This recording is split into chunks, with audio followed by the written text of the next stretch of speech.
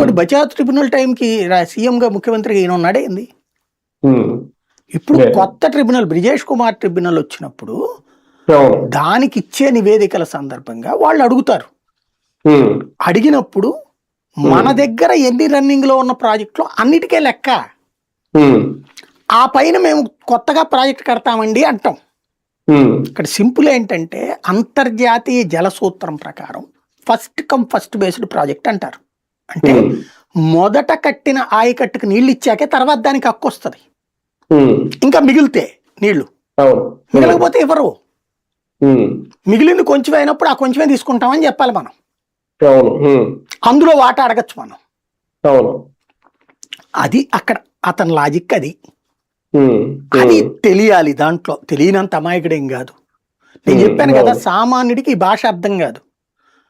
ఇప్పుడు ఎవడైనా అన్నిటికంటే ఇదంతా పక్కన పెట్టండి, వెరీ సింపుల్ లాజిక్. అటు తెలంగాణ రాష్ట్ర సమితి అయినా ఇటు కాంగ్రెస్ అయినా చేసే అతిపెద్ద నాటకం ఏంటంటే నీళ్లు పైనుంచి కిందకు వచ్చే చోట లాక్కుంటారా, కింద నుంచి కిందకు పోయే చోట లాక్కుంటారా? ఆంధ్ర ఎక్కడ దోసుకుంటది?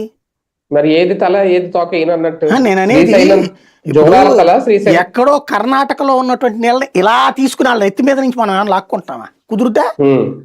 నిన్ను బైపాస్ చేసి లాక్కోవడానికి నాకేమైనా కుదురుద్దా? అంటే జోరాల దగ్గర ఆపేస్తే మనకు వచ్చేది ఆగిపోతుంది. నువ్వు ప్రాజెక్ట్ కట్టడానికి పర్మిషన్ తీసుకోవా? అదే అదే ఎట్ట కడతా నువ్వు? ఎవడబ్బా సొమ్మని కడతారు?